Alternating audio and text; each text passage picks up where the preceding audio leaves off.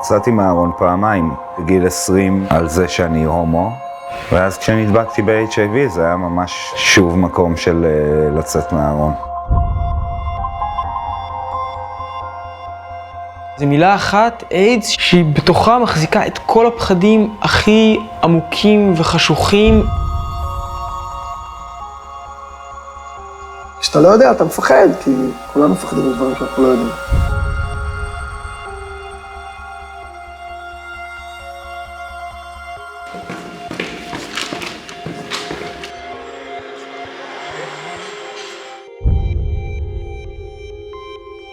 אני רוצה להתחיל איתכם עם סוג של ניסוי מעניין שמתחיל היום. בדיזינגוף סנטר נפתחה חנות שכל המוצרים שנמכרים שם, החל מביגוד וכלה בתכשיטים, כולם מוצרים מיד שנייה שהיו שייכים לנשאי HIV. עכשיו נשאלת השאלה, כמה אנשים יהיו מוכנים לבוא לחנות הזאת ולרכוש מוצרים שהם יודעים שהיו שייכים לנשאי HIV?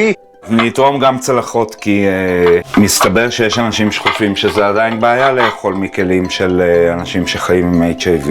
לכל פריט מחובר טיקט ועליו עם קוד QR שאפשר לדעת את הפרטים על הבן אדם. בעצם ברגע שאתה סורק אתה מגיע לסרטון של בן אדם שמודה לך שקנית את הפריט. אני שר, בן 41. אני ברק, בן 38, חי עם HIV כבר 8 שנים. היי חברים, אני אבי צוקרן, בן 30, חי עם HIV כבר 1.5 שנה. קודם כל, תודה שקניתם את אחד מהפריטים האישיים שלי.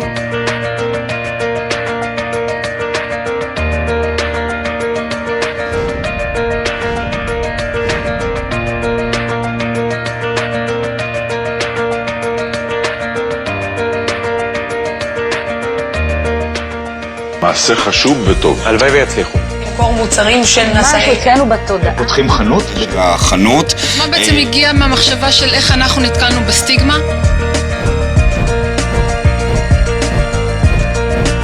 תגידו, הייתם לובשים בגד שלבש נשא איידס? זהו מפעל ממש יפה. מתי נפתחת החנות?